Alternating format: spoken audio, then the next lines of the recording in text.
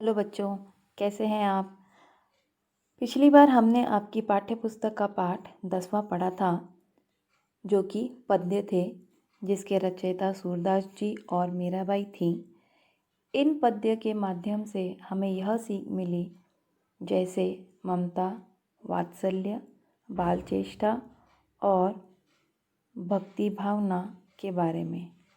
आज हम आपकी पाठ्य पुस्तक का पाठ 11 पढ़ने जा रहे हैं, जिसका नाम है बूढ़ी काकी। और इस कहानी के रचयिता हैं मुंशी प्रेमचंद जी। तो इस पाठ में हम पढ़ेंगे मुंशी प्रेमचंद जी जो हैं, उन्होंने मानवीय संवेदनाओं का चित्रण मानवीय संवेदनाओं का चित्रण करने में बहुत ही सिद्धहस्त थे, यानी कुशल थे। और इस पाठ में भी उन्होंने वृद्धों की अवहेलना जैसे मार्मिक प्रसंगों को उठाया है। तो इस पाठ में भी उन्होंने बताया है कि किस तरह जो बूढ़ी काकी है उनका अनादर होता है, जो मन को छू जाता है। अक्सर युवा अपने बड़ों के सम्मान को भूलकर उनकी उपेक्षा कर बैठते हैं। तो अक्सर ऐसा देखा गया है कि जो बच्चे हैं, युवा जो पीढ़ी है, वो अपने बड़ों का सम्मान करना भूल जाती है, या उनको सम्मान देना भूल जाती है और उनका अनादर कर बैठती है, जो उचित नहीं है। चलिए अब जानते हैं पाठ के बारे में। पाठ शुरू करते हैं। बूढ़ी काकी। बुढ़ापा बहुधा बचपन का पुनरागम हुआ करता है। बहुधा यानी अक्सर। अक्सर ऐसा माना जाता है कि बुढ़ापा जो है वो बचपन का वापस आना, दोबारा आना, पुनरागमन का मतलब है वापस आना, माना जाता है। बूढ़ी काकी में जीभ के स्वाद के सिवा न और कोई चेष्टा शेष थी और न अपने कष्टों की ओर आकर्षित करने का, रोने के अतिरिक्त कोई दूसरा सहारा ही। तो चेष्टा मतलब कोशिश, शेष यानी बाकी।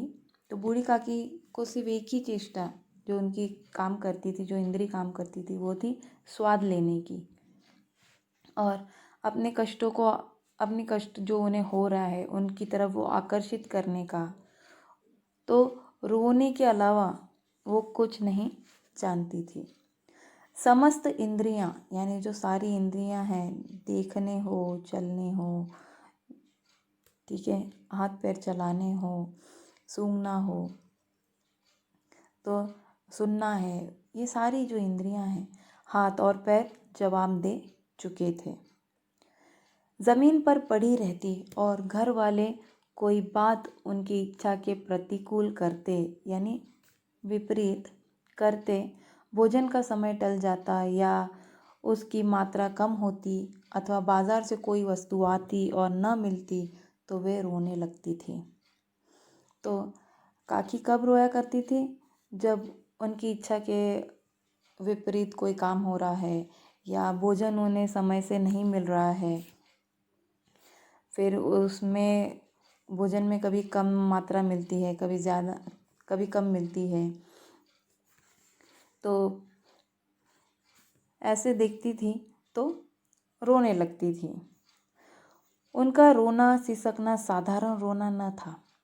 तो वो साधारण, यानी नॉर्मली लोग कैसे रोते हैं, चुपचाप रो लेते हैं, मगर वो साधारण तरीके से नहीं रोती थी। वो तेज तेज गला फाड़ फाड़ कर रोती थी। उनके पति को स्वर्ग सिधारे बहुत वक्त हो चुका था।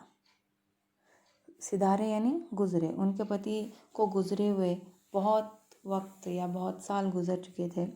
बेटे तरुण होकर चल बसे थे।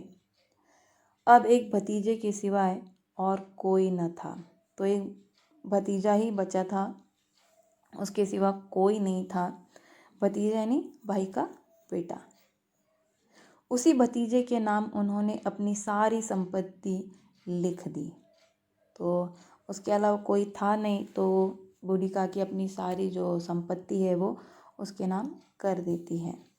उसका नाम क्या है? बुद्धिराम। बुद्धिराम ने सारी संपत्ति लिखाते समय खूब लंबे चौड़े वादे किए, किंतु वे सब वादे केवल कुली डिपो के दलालों के दिखाए हुए सब्ज बाग थे। तो बुद्धिराम के नाम संपत्ति लिखवाते समय बहुत लंबे चौड़े वादे करता है, मैं आपका ख्याल रखूँगा, ऐसे संभालूँगा, ये करूँगा, वो करूँगा, मगर वो सिर्फ दिखावा था, सिर्फ झूठे सपने थे। सब्ज बाग यानी झूठे सपने। यद्यपि उस संपत्ति की वार्षिक आय कम न थी, तथापि बूढ़ी काकी को पेट भर भोजन भी कठिनाई से मिलता था। तो उनकी जो वार्षिक आय है वो कम नहीं थी, मगर फिर भी बूढ़ी काकी को पेट भर खाना भी नहीं मिल पाता था, बहुत मुश्किल से मिलता था। लड़कों का बूढ़ों से स्वाभाविक विद्वेष होता ही है। तो अक्सर देखा गया है कि जो लड़के होते हैं उनका स्वाभाविक यानी नेचुरल बूढ़ों से लगाव नहीं होता है, जलन होती है, शत्रुता होती है बूढ़ों से। और फिर जब माता पिता का यह रंग देखते तो वे बूढ़ी काकी को और सताया करते। तो जब भी माता पिता बूढ़ी काकी के साथ कुछ अनादर करते तो ये बच्चे भी उनके साथ या उनको सताया करते थे, परेशान किया करते थे। कोई चुटकी काट कर भागता, कोई उन पर पानी की कुल्ली कर देता। काकी चीख मार कर रोती, परंतु यह बात प्रसिद्ध थी कि वे केवल खाने के लिए ही रोती है। तो बच्चे परेशान करते थे, कोई चुटकी काट रहा है, कोई कुल्ली कर देता था, फिर उसके लिए वो रोती भी थी, मगर सब जानते थे काकी सिर्फ एक ही चीज़ के लिए रोती थी, खाने के लिए। अतएव उनके संताप यानी एंगर, दुख, पीड़ा और आंतरनाद पर कोई ध्यान नहीं देता था। आंतरनाद यानी दुख भरी चीख, तो उस पर कोई ध्यान नहीं देता था। संपूर्ण परिवार में यदि काकी से किसी का अनुराग था तो वह बुद्धिराम की छोटी लड़की लाडली थी। लाडली अपने दोनों भाइयों के डर से अपने हिस्से की मिठाई या चबेना यानी भुना हुआ अनाज बूढ़ी काकी के पास बैठकर खाया करती थी। यही उसका रक्षागार था, रक्षागार यानी हाइड आउट। यद्यपि काकी की शरण उनकी लोलुपता के कारण यानी लालची प्रवृत्ति के कारण महंगी पड़ती थी, तथापि भाइयों के अन्याय की तुलना में कहीं सुलभ थी। यानी भाई बहन के साथ हमेशा आपने देखा होगा भाई बहनों के बीच छोटी मोटी नोक झोंक होती रहती है, टकरार होती रहती है। तो भाइयों की अपेक्षा वह बूढ़ी काकी के पास जाना बैठना अच्छा समझती थी। इस स्वार्थानुकूलता यानी संगति ने उन दोनों में सहानुभूति का आरोपण कर दिया था। रात का समय था।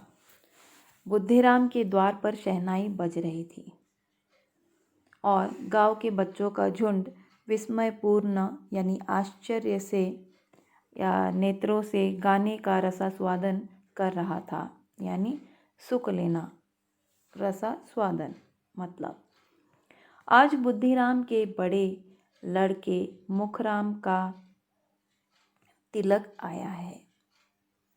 यह उसी का उत्सव है। घर के भीतर स्त्रियां गा रही थी और रूपा मेहमानों के लिए भोजन के प्रबंध में व्यस्त थी। तो बेटे का तिलक है, इसलिए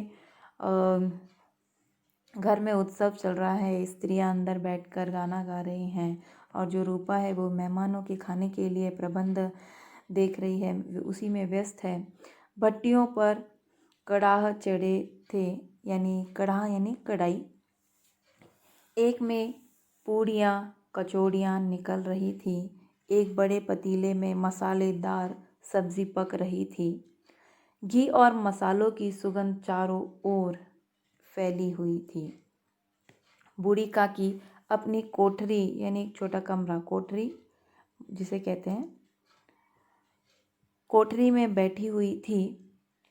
यह सुगंध उन्हें बेचैन कर रही थी। वे मन ही मन सोच रही थी, इतनी देर हो गई, कोई भोजन लेकर नहीं आया। मालूम होता है सब लोग भोजन कर चुके थे या कर चुके हैं। यह सोचकर उन्हें रोना आया, परंतु अपशगुन यानी अशुभ के डर से वे रो ना सकी। अशुभ हो जाएगा इसलिए वो रोती नहीं है। उसे ऐसा लग रहा था कि सब लोग खा के चले गए हैं और अभी तक उसके लिए कोई खाना लेकर नहीं आया है। बूढ़ी काकी की कल्पना में पूड़ियों की तस्वीर नाचने लगी। खूब लाल लाल, फूली फूली, नरम नरम होंगी। अब वो सोच रही हैं, देखो कि पूड़ियाँ कैसी होंगी। खूब लाल लाल होंगी, नरम नरम होंगी, फूली फूली होंगी। कचौड़ियों में अजवाइन और इलायची की महक आ रही होगी। एक पूड़ी मिलती तो ज़रा हाथ में लेकर देखती। तो वो सोच रही है, एक पूड़ी भी अगर मिल जाती तो हाथ में लेकर मैं ज़रूर देखती। क्यों ना चलकर कढ़ा के सामने ही बैठूं। इस प्रकार निर्णय करके बूढ़ी काकी उकड़ू बैठकर हाथों के बल सरकती हुई बड़ी कठिनाई से चौखट से उतरी और धीरे धीरे रेंगती हुई कढ़ा के पास आ बैठी। तो बूढ़ी काकी के हाथ पैर जो पैर हैं वो इतने काम नहीं करते थे, तो वो उकड़ू बैठकर ही सरकती हुई या रेंगती हुई बाहर निकलती है कोठरी से और कढ़ा के पास जाकर बैठ जाती है। ठीक है, घुटनों के बल बैठना उसे कहते हैं उकड़ू। यहाँ आने पर उन्हें उतना ही धैर्य हुआ जितना भूखे कुत्ते को खाने वाले के सम्मुख बैठने में होता है। अक्सर देखा होगा, जब खाना पक रहा होता है तो कुत्ते कैसे उसके आजू बाजू मंडराने लगते हैं, और ख़ासकर जब वो खाना बाहर बन रहा हो। बुद्धिराम की पत्नी रूपा उस समय कार्यभार से परेशान हो रही थी। कभी इस कमरे में जाती, कभी उस कमरे में जाती, कभी कढ़ा के पास आती, कभी भंडार में जाती। बेचारी अकेली दौड़ते दौड़ते व्याकुल हो रही थी, झुंझलाती थी, परेशान होती थी, कुढ़ती थी यानी जलती थी, खींचती थी, परंतु क्रोध प्रकट करने का अवसर न पाती थी। वो इतनी परेशान हो रही है मगर क्रोध कैसे प्रकट करे, उसको अवसर ही नहीं मिल रहा था। इस अवस्था में उसने बूढ़ी काकी को कढ़ा के पास बैठे देखा तो जल उठी। तो पहले से ही रूपा इतनी परेशान हो रही थी, और जब वह बूढ़ी काकी को देखती है कि वह कढ़ाई के पास बैठी हुई है तो जल उठती है, गुस्सा आ जाता है और वो अपना क्रोध रोक नहीं पाती। जिस प्रकार मेंढक केचुए पर झपटता है, उसी प्रकार वह बूढ़ी काकी पर झपटी और उन्हें दोनों हाथों से झटककर बोली, ऐसे पेट में आग लगे, पेट है या भाड़? भाड़ यानी अन्न के दाने भूनने की भट्टी होती है, उसे भाड़ कहते हैं। तुम्हारा पेट है या क्या? जैसे भाड़ है, ठीक है। कोठरी में बैठते हुए क्या दम घुटता था? अभी मेहमानों ने नहीं खाया, भगवान को भोग नहीं लगा, तब तक धैर्य ना हो सका। अब रूपा इतने गुस्से में है कि उन्हें बोल रही है कि आप अपने कमरे में यानी कोठरी में बैठे हुए क्या आपका दम घुट रहा था? अभी तक खाना मेहमानों ने नहीं खाया, भगवान को भोग नहीं लगाया गया, और क्या आपसे थोड़ा देर रुका नहीं जा सकता था? बूढ़ी काकी ने सिर उठाया, ना रोई ना बोली, चुपचाप रेंगती हुई अपनी कोठरी में चली गई। भोजन तैयार हो गया है, आंगन में पत्तलें पड़ गई, मेहमान खाने लगे। बूढ़ी काकी अपनी कोठरी में जाकर पश्चाताप कर रही थी कि मैं कहाँ चली गई। उन्हें रूपा पर क्रोध नहीं था, अपनी जल्दबाजी पर दुख था। सच ही तो है, जब तक मेहमान लोग भोजन ना कर लेंगे, घर वाले कैसे खाएंगे? मुझसे इतनी देर भी ना रहा गया। अब जब तक कोई बुलाने ना आएगा न जाऊंगी। तब बूढ़ी काकी मन ही मन अपने आप को कोस रही है, बोल रही है कि मैं थोड़ी देर रुक जाती तो क्या होता, बराबर ही तो है उसकी बात, रूपा की बात, कि जब तक मेहमान नहीं खाएंगे, भोग नहीं लगाया जाएगा, तब तक कैसे घर वाले खा सकते हैं। तो वो ठान लेती है कि कोई बुलाने ना आएगा तब तक वो नहीं जाएंगी। मन ही मन इसी प्रकार का विचार कर वह बुलावे का इंतजार करने लगी। वह मन को बहलाने के लिए लेट गई। अब यहाँ वहाँ अपना ध्यान भटकाने के लिए वो क्या करती है, लेट जाती है। धीरे धीरे एक गीत गुनगुनाने लगी, गाना बोलने लगती है। उन्हें मालूम हुआ कि मुझे गाते देर हो गई। क्या इतनी देर तक लोग भोजन कर रहे होंगे? अब वो सोच रही है कि मुझे गाते हुए तो बहुत देर हो गई, मैं बहुत देर से गाना गा रही हूँ। क्या अब तक मेहमान खाना खा के उनका पूरा नहीं हुआ होगा, या मेहमान अब तक खाना खा नहीं चुके होंगे? किसी की आवाज़ नहीं सुनाई देती। अवश्य ही लोग खा पी कर चले गए। मुझे कोई बुलाने नहीं आया। रूपा चिढ़ गई है, क्या जाने ना बुलाए। बूढ़ी काकी चलने के लिए तैयार हुई। यह विश्वास है कि 1 मिनट में पूड़ियाँ और मसालेदार सब्जियाँ सामने आएगी। उनकी स्वादेंद्रियाँ गुदगुदाने लगी। स्वादेंद्रियाँ यानी स्वाद का जो ज्ञान कराती हैं अपनी इंद्री, ठीक है, उसे स्वादेंद्रियाँ कहते हैं। उन्होंने मन में तरह तरह के मंसूबे यानी प्लान्स बांधे। पहले सब्जी से पूड़ियाँ खाऊंगी, फिर दही और शक्कर से कचौड़ियाँ रायते के साथ मज़ेदार मालूम होंगी। तो कचौड़ियाँ कैसे खाएगी? रायते के साथ, दही के साथ शक्कर खाएंगी और सब्जी पूड़ियों के साथ। तो बहुत मज़ेदार मालूम होंगी, बहुत मज़ा आएगा। चाहे कोई बुरा माने चाहे भला, मैं तो मांग मांग कर खाऊंगी। तो अब वो तो सोच ही रही हैं कि जब उनको खाने के लिए बुलाया जाएगा तो वो जी भर के खाएगी, मांग मांग कर खाएगी, चाहे कोई कुछ भी बोले। यही ना लोग कहेंगे कि इन्हें विचार नहीं। कहा करे, इतने दिन के बाद पूड़ियाँ मिल रही हैं तो मुंह झूठा करके थोड़ी ही उठ जाऊंगी। तब काकी सोच रही है कि कोई कुछ बोलेगा तो मैं कह दूंगी, कोई कुछ कहेगा इन्हें विचार नहीं है, सोचती नहीं है, कुछ है, तो क्या करें। इतने दिनों के बाद उन्हें पूड़ियाँ खाने के लिए मिल रही हैं तो वो सिर्फ थोड़ा खा के यानी मुंह झूठा करके थोड़ी उठ जाएंगी। वह उकड़ू बैठकर हाथों के बल सरकती हुई आंगन में आई। परंतु हाय दुर्भाग्य, मेहमान मंडली अभी बैठी हुई थी। कोई खाकर उंगलियां चाटता था, कोई तिरछे नजरों से देखता था कि और लोग अभी खा रहे हैं या नहीं। इतने में बूढ़ी काकी रेंगती हुई उनके बीच में जा पहुंची। अब बूढ़ी काकी जैसे ही बाहर जाती है तो देखती है अभी तक मेहमानों का खाना ही चल रहा है। कोई उंगलियां चाट रहा है तो कोई तिरछी नज़रों से देख रहा है। तो इतने में बूढ़ी काकी उन लोगों के बीच में जाकर पहुंच जाती है। पंडित बुद्धिराम काकी को देखते ही क्रोध से तिलमिला गए। लपककर उन्होंने काकी के दोनों हाथ पकड़े और घसीटते हुए लाकर उन्हें अंधेरी कोठरी में धम से पटक दिया। जैसे ही बुद्धिराम काकी को देखते हैं कि वो सबके बीच में बैठी हुई हैं तो उनके दोनों हाथों को पकड़ लेता है और उन्हें घसीटते हुए लाता है और कोठरी में यानी उस कमरे में पटक देता है। मेहमानों ने भोजन नहीं किया। मेहमानों ने भोजन किया, घर वालों ने भोजन किया, बाजे वाले, धोबी, नाई भी भोजन कर चुके, परंतु बूढ़ी काकी को किसी ने ना पूछा। तो अब मेहमानों ने, घर वालों ने, धोबी, बाजे वाले, नाई सब भोजन कर चुके थे, मगर किसी ने भी बूढ़ी काकी को नहीं पूछा। बुद्धिराम और रूपा दोनों ही बूढ़ी काकी को उनकी निर्लज्जता यानी बेशर्मी के लिए दंड देने का निश्चय कर चुके थे। उनके बुढ़ापे पर, दीनता पर यानी गरीबी पर, दयनीय दशा पर किसी को करुणा न आई, यानी किसी को दया नहीं आई कि वो इतनी बूढ़ी हैं, भूख लगी होगी, किसी ने उनके बारे में कुछ नहीं सोचा। अकेली लाडली उनके लिए परेशान हो रही थी।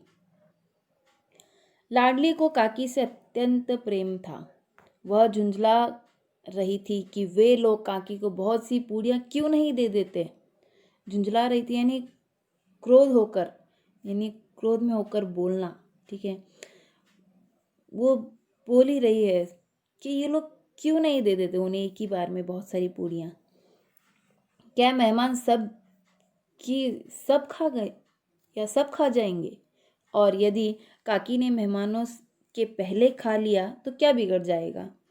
तब वो सोच रही है कि मेहमान क्या सब खा जाएंगे? काकी अगर मेहमानों से पहले खा जाए तो क्या हो जाएगा? वह काकी के पास जाकर उन्हें धैर्य देना चाहती थी, परंतु माँ के डर से न जाती थी। उसने अपने हिस्से की पूड़ियाँ बिल्कुल न खाई थी। उन पूड़ियों को काकी के पास ले जाना चाहती थी। उसका हृदय अधीर हो रहा था, यानी परेशान हो रही थी लाडली। बूढ़ी काकी मेरी बात सुनते ही उठ बैठेगी। अब जैसे ही लाडली जाएगी उनके पास पूड़ियाँ लेकर, तो वो जैसे ही उसकी आवाज़ सुनेगी तो उठ बैठेगी। पूड़ियाँ देखकर कैसी प्रसन्न होगी। तो जैसे ही पूड़ियाँ देखेंगी तो बहुत खुश हो जाएंगी काकी, मुझे बहुत प्यार करेगी। रात के 11 बज गए थे। रूपा आंगन में पड़ी सो रही थी। लाडली की आंखों में नींद न थी। काकी को पूड़ियाँ खिलाने की खुशी उसे सोने न देती थी। तो अब रात के 11 बज रहे हैं। रूपा भी आंगन में पड़ी सो रही थी। लाडली को नींद ही नहीं आ रही थी, क्योंकि वो काकी को पूड़ियाँ खिलाना चाहती थी और देखना चाहती थी वो कितनी खुश हो जाएगी। जब विश्वास हो गया कि अम्मा सो रही है तो वह चुपके से उठी और बूढ़ी काकी की कोठरी की ओर चली।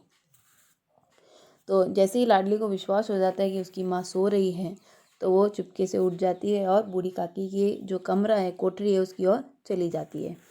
बूढ़ी काकी को केवल इतना याद था कि किसी ने मेरे हाथ पकड़कर घसीटे और फिर ऐसा मालूम हुआ कि जैसे कोई पहाड़ पर उठाए लिए जाता है। तो अब बूढ़ी काकी को कुछ याद नहीं था, सिर्फ इतना ही याद था कि कोई उनका हाथ पकड़कर घसीटे हुए उन्हें ले जा रहा था, जैसे कोई पहाड़ उठाए लिए जा रहा है।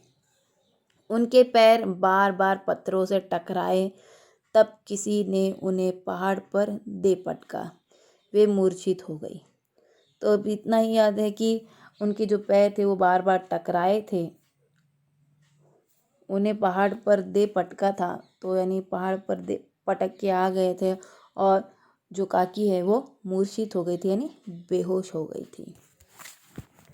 जब वे सचेत हुई तो किसी की ज़रा भी आहट ना मिलती थी। यानी जब उनको होश आया, सचेत होना यानी होश आना, उन्हें होश आया तो किसी की आहट यानी कोई भी आवाज़ उन्हें ना सुनाई देती थी। उन्होंने समझा कि सब लोग खा पीकर सो गए। यह विचार कर काकी निराशामय संतोष के साथ लेट गई। तो बहुत दुखी हो जाती है काकी और फिर से वो लेट जाती है। गलानी से गला भर भर आता था, परंतु मेहमानों के डर से रोती न थी। तो उनको इतना गुस्सा आता था, मगर रोती इसलिए नहीं थी क्योंकि घर में मेहमान थे। सहसा उनके कानों में आवाज़ आई, काकी उठो, मैं पूड़ियाँ लाई हूँ। काकी ने लाडली की बोली पहचानी, चटपट उठ बैठी, दोनों हाथों से लाडली को टटोला और उसे गोद में बैठा लिया। लाडली ने पूड़ियाँ निकाल कर दी।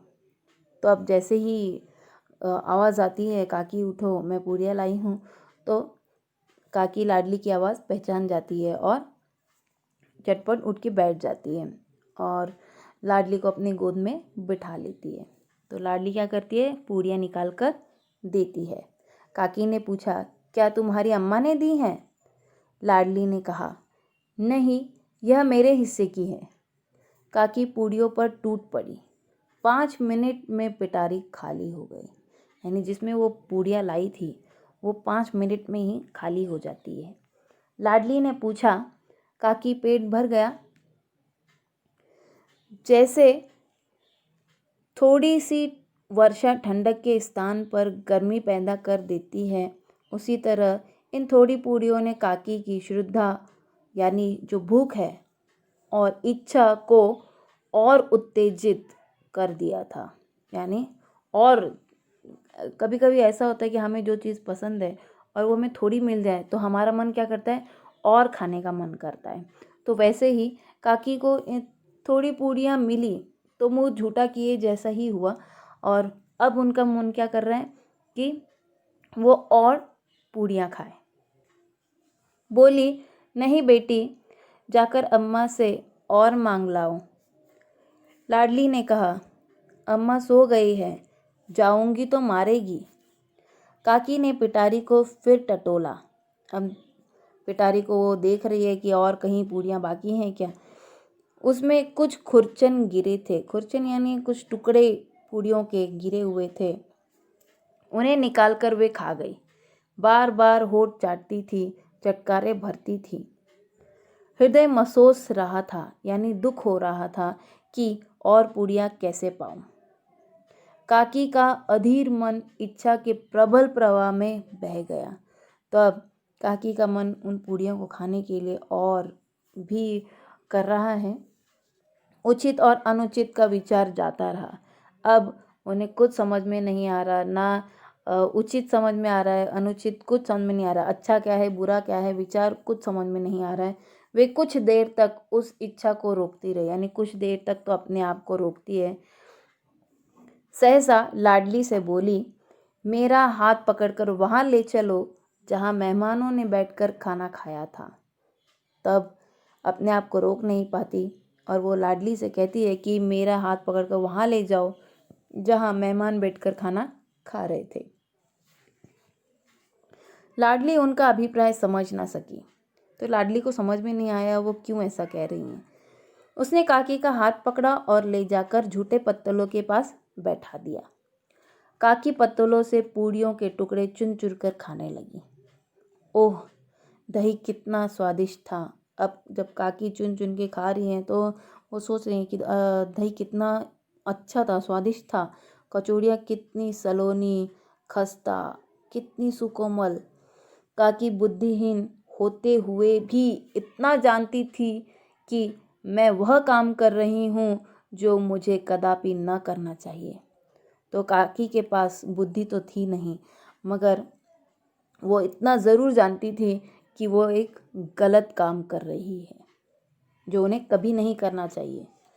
मैं दूसरों की झूठी पत्तल चाट रही हूँ, तो उन्हें पता है कि वो दूसरों के खाए हुए जो झूठे बर्तन हैं, झूठे पत्तले हैं, उसे वो चाट रही है। परंतु बुढ़ापा, तृष्णा, रोग का अंतिम समय है, तो उनकी जो आयु है इतनी हो चुकी है और जो भूख है वो बर्दाश्त नहीं हो रही है। तो जब संपूर्ण इच्छाएं एक ही केंद्र पर आ लगती हैं, बूढ़ी काकी में यह केंद्र उनकी स्वादेंद्रियां थी। तो अक्सर ऐसा होता है कि बुढ़ापे में किसी की इंद्रियां ज़्यादा काम करती हैं और किसी की नहीं, तो किसी की एक आध, किसी की दो, ऐसी इंद्रियां काम करती हैं। तो जो ये काकी है उनकी स्वादेंद्रिय यानी स्वाद लेने वाली इंद्री ही बहुत अच्छे से काम करती थी। ठीक उसी समय रूपा की आंखें खोली। उसे मालूम हुआ कि लाडली मेरे पास नहीं है। चौकी, चारपाई के इधर उधर देखने लगी कि कहीं नीचे तो नहीं गिर पड़ी। अब इधर उधर रूपा ढूंढ रही अपनी बेटी को कि वो कहीं गिर तो नहीं गई। उसे वहां न पाकर वह उठी तो क्या देखती है कि लाडली झूठे पत्तलों के पास चुपचाप खड़ी है।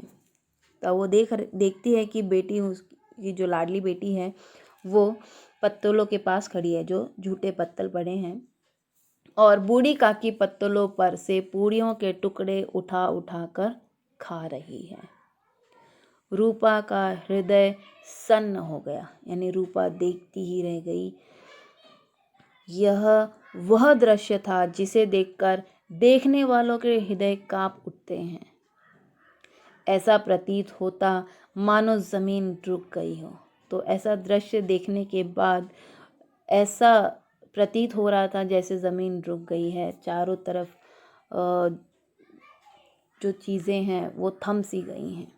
आसमान चक्कर खा रहा है, संसार पर कोई विपत्ति आने वाली है। रूपा को क्रोध न आया। शौक के सम्मुख क्रोध कहाँ। तो वो देखते ही आश्चर्य हो गई थी, शौक हो गई थी, क्रोध उन्हें नहीं आया। करुणा और भय से उसकी आंखें भर आई। इस अधर्म के पाप का भागी कौन है। तो ये जो अधर्म हो रहा है कि काकी झूठे बत्तलों से खाना उठाकर खा रही है, वो किसकी वजह से हो रहा है। उसने सच्चे हृदय से गगन मंडल की ओर हाथ उठाकर कहा, यानी आसमान की ओर हाथ उठाकर कहा, परमात्मा मेरे बच्चों पर दया करो। इस अधर्म का दंड मुझे मत दो, नहीं तो मेरा सत्यानाश हो जाएगा, यानी मैं बर्बाद हो जाऊंगी, मेरा नामो निशान मिट जाएगा। रूपा को अपनी स्वार्थपरता, यानी अपने भले की ही सोचना, स्वार्थपरता किसे कहते हैं, अपने भले की ही सोचना, और अन्याय इस प्रकार प्रत्यक्ष रूप में कभी न दिख पड़े थे। तो रूपा को ऐसा जो अन्याय वो करते थे काकी पर, वो कभी उन्हें दिखा नहीं था, मगर इस बार उन्हें वो दिखा। वो सोचने लगी, हाय कितनी निर्दय हूँ, जिसकी संपत्ति से मुझे 200 रुपया वार्षिक आय हो रही है। तब के ज़माने में 200 रुपये होना भी बहुत ज़्यादा होता था। आज उसकी वैल्यू भले ही कम है, मगर तब उसकी वैल्यू बहुत ज़्यादा थी, जो उसका मूल्य है बहुत ज़्यादा था। उसकी यह दुर्गति, यानी उन काकी की यह बुरी हालत, दुर्गति यानी बुरी हालत, और मेरे कारण, हे दयामय भगवान, मुझसे बड़ी भारी गलती हुई है, मुझे क्षमा करो। अब भगवान की तरफ देखते हुए उनसे क्षमा मांग रही है कि ये सब मेरी वजह से हो रहा है, मगर इस अधर्म का दंड मुझे मत दो। रूपा ने दिया जलाया, अपने भंडार का द्वार खोला और एक थाली में सारा भोजन सजाकर लिए हुए बूढ़ी काकी की ओर चली। उसने कंठावृद्ध स्वर में कहा, यानी रुंधे गले से कहा, काकी उठो, भोजन कर लो। मुझसे आज बड़ी भूल हुई, उसका बुरा न मानना। परमात्मा से प्रार्थना कर दो कि वे मेरा अपराध क्षमा कर दें। तो वह काकी से कह रही है, काकी कि जो भी मेरे से गलती हुई है, बड़ी भूल हुई है, उसका बुरा मत मानना। भगवान से प्रार्थना करो कि जो भी मैंने गलती की है उसके लिए मुझे वो क्षमा कर दे। भोले भाले बच्चे की भांति जो मिठाइयाँ पाकर मार और तिरस्कार सब भूल जाता है, बूढ़ी काकी सब भुलाकर बैठी हुई खाना खा रही थी। तो बूढ़ी काकी को रूपा ने जब थाली परोस कर दी तो वो सब भूल गई और वो खाना खाने लगी। उनके एक एक रोए से सच्ची सदिच्छाएं, यानी शुभकामनाएं निकल रही थी, और रूपा बैठी इस स्वर्गिक दृश्य का आनंद लेने में निमग्न थी। तो बूढ़ी काकी खाना खाती थी, तो यह दृश्य रूपा बैठकर उसका आनंद ले रही थी, उसी में मग्न थी। धन्यवाद।